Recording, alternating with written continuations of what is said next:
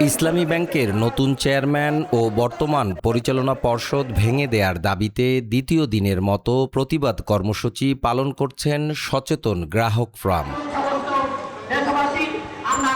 সোমবার গ্রাহকদের কর্মসূচি চলাকালীন পুলিশের সঙ্গে সংঘাত ও সহিংসতার পর মঙ্গলবার সকাল ৯টা থেকে দিলকুশায় ব্যাংকটির হেড অফিসের সামনে অবস্থান নেয়।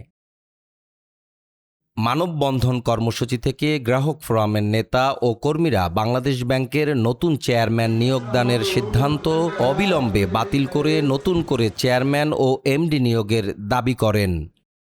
ইসলামী ব্যাংকের 2004 সাল থেকে গ্রাহক এসালামের দোসর এবং ফেসিস্ট আমলের যে সুবিধাভোগী তাকে আবার চেয়ারম্যান করা হয়েছে সে মুর্শিদ আলমকে। আমরা এই ধরনের দোসর ফেসিস্টের সহযোগীকে আমরা চেয়ারম্যান হিসেবে দেখতে চাই না।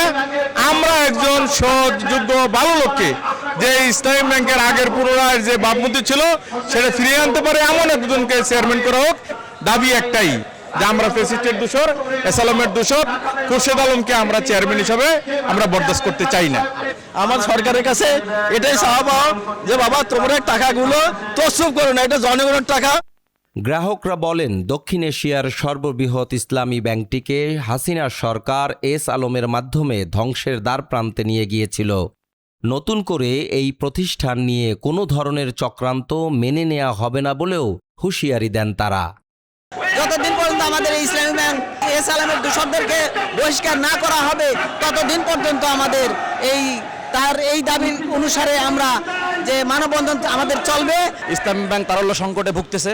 যদি সরকারের শুভবুদ্ধি না হয়, বাংলাদেশ ব্যাংকের শুভবুদ্ধি না হয়, এই আন্দোলন আস্তে আস্তে গণ আন্দোলনের রূপ নেবে। এদিকে যে কোনো অনাকাঙ্ক্ষিত ঘটনা এড়াতে সতর্ক অবস্থানে রয়েছে আইনশৃঙ্খলা বাহিনী। দিলকুশায় পুলিশের রায়ট কার ও গরম পানির গাড়িসহ বিপুল পরিমাণ পুলিশ সদস্যদের উপস্থিতি ছিল চোখে পড়ার মতো। রিয়াদ খান, আয়না টেলিভিশন, ঢাকা।